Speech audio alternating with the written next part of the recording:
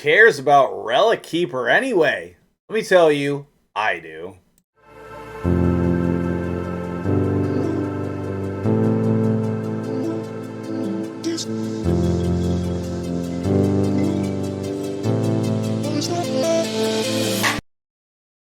What's up, guys? MtgJedi here, and yeah, we're talking about Relic Keeper today.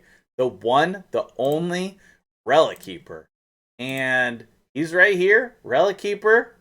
You confuse him right now. He needs either 4 rares to get Justicar, and then these other 3 rares, and you confuse him on your account. Should you? Let's talk about him, okay? Number one, you need to know I have a secret love in my heart for Relic Keeper. I used him early game on my account, and I kind of always regretted not putting him to 60. Well, no longer, because we've done that today. He has an incredible passive. When hit by an enemy, places a 15% continuous heal buff on himself. Okay, on a 3-turn cooldown, but we're going to try him today unbooked because we're going to use him in content similar to an early game. So that way it is relatable to you and your part and where you're at. He has an attack aura in campaign battles, which you're going to see is actually very helpful today. And he has an increased attack buff on himself and grants an extra turn. We're going to use the 25% one, but if he's... Oh, I'm so sorry. It's the Ascended, so we'll get the 50% one. So definitely worth trying to get those 3 stars to ascend him. And then that book's down to a 3-turn cooldown. So book's actually pretty impactful on him. My clan will kill me if we put books in today. Attacks one enemy, grants an extra turn if the target is killed. Okay. I love this champion. Let's build him together. Okay. I never took him to 6 stars. I used him at 50 for the whole time that I used him. Where is he at? Right there. Okay.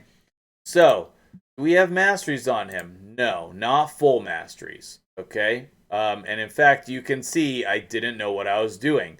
We do not need the support tree, although we could get healing.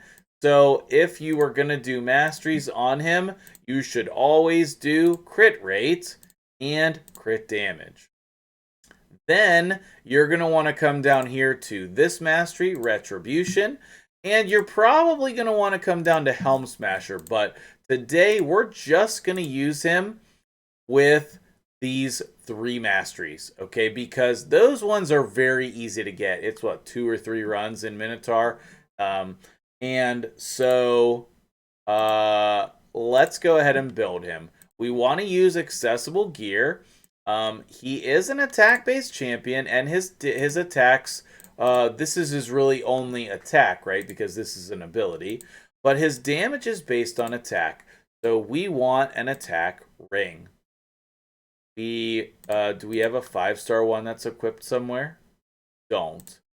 So let's take this one. This is not that crazy of a ring.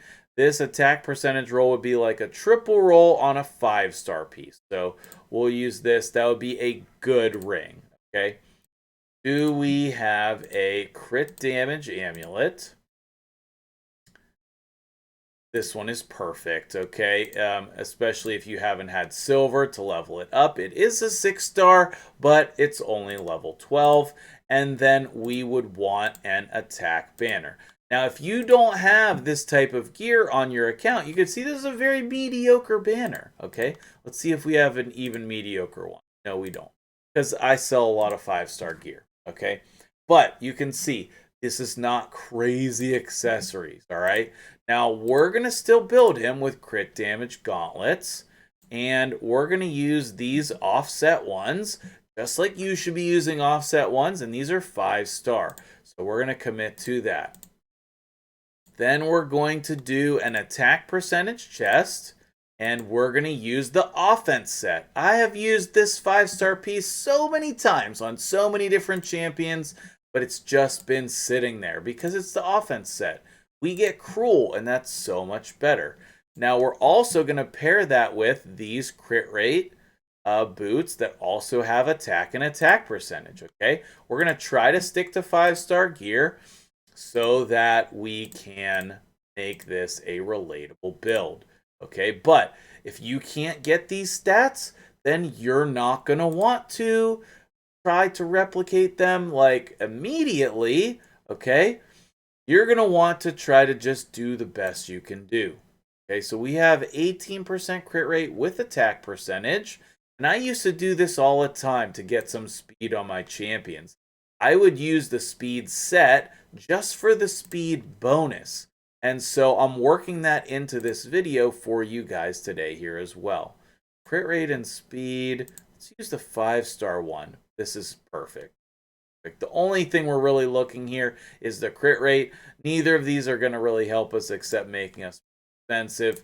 And then what else do we need on our champion? We need a little bit of crit rate, and then if we can get some crit damage. Any kind of shield here, that would be maybe a 5-star shield. This one, 6, 6, 10. That's not bad. What about you? Oh, we don't want to use a quad roll, but that would literally be perfect. Okay, so this would be perfect for this build. 99, 202, 4K attack. I mean, that's the one I would go with if I was using myself. Okay, so this is great. We get the 6% crit rate, we get crit damage, and then we have resistance, whatever. Meh. So here's our total stats for this build today.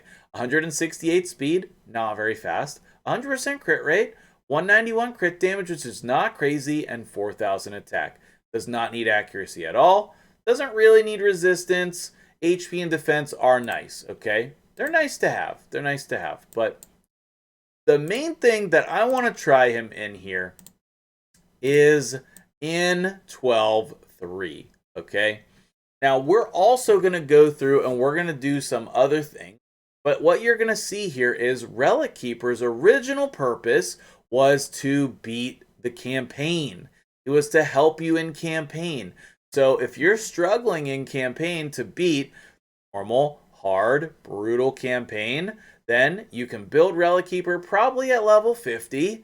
And he can come in and help your Kale, Gallic, Elhain, or Aethel, whoever your starter champion is. Because he's fusible, he's gonna be easy to achieve. And you can see here, he's able to one-shot these champions.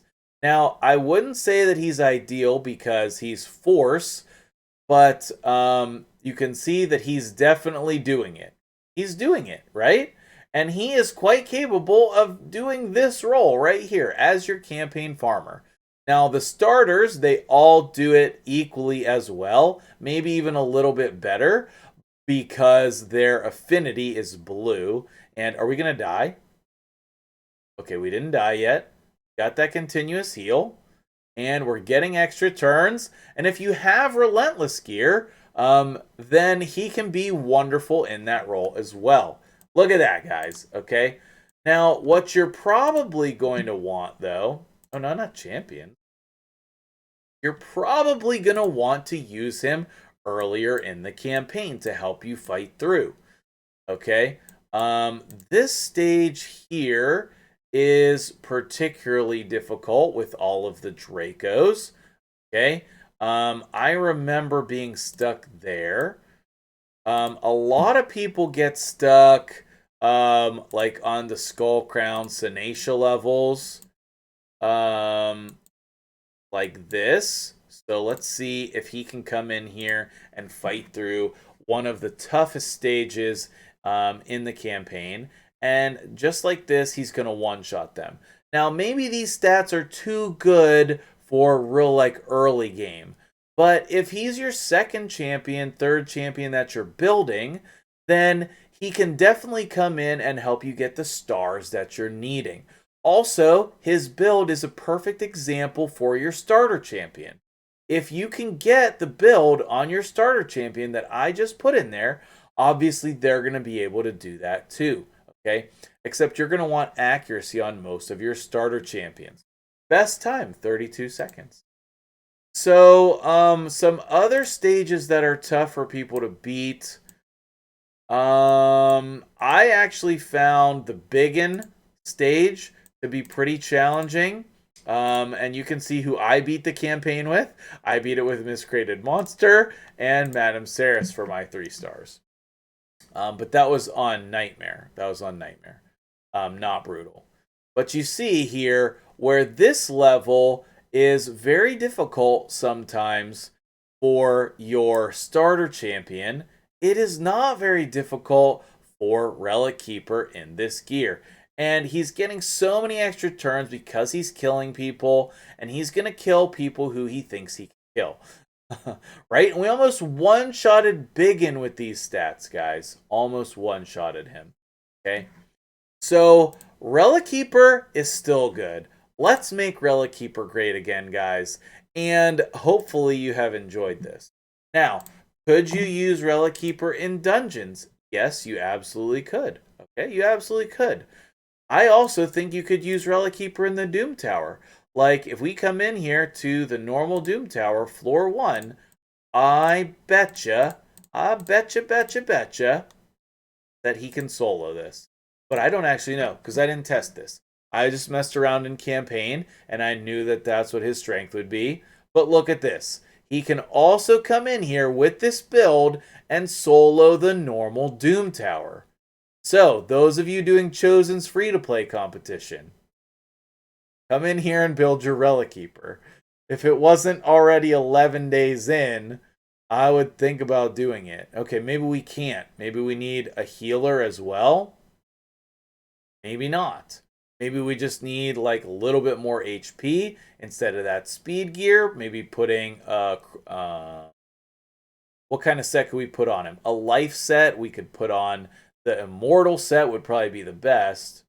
And we did. Look, we soloed the first level with him in 21 turns. Okay?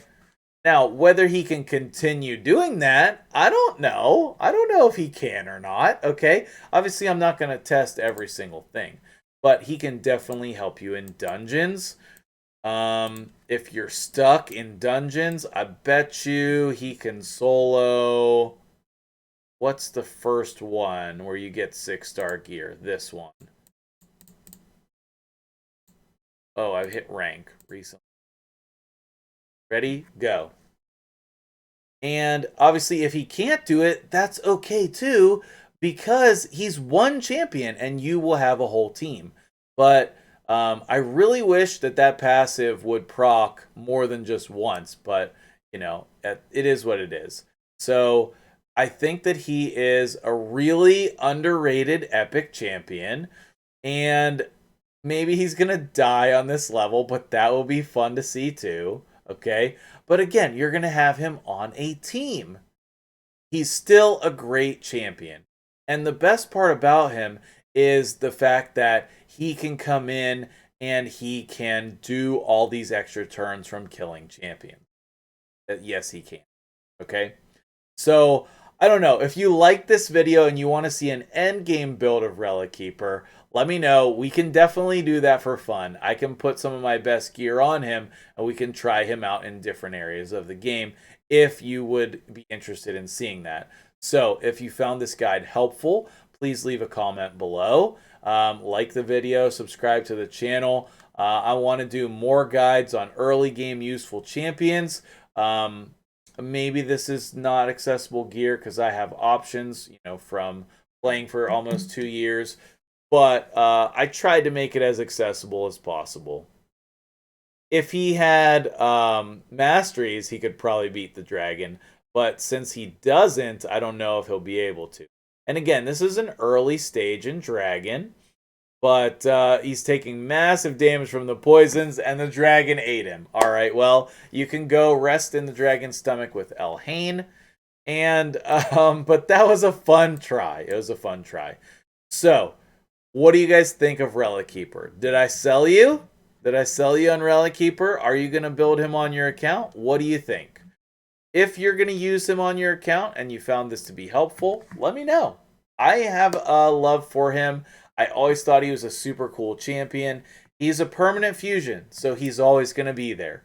And hopefully this guide will find you well. It's updated in 2021.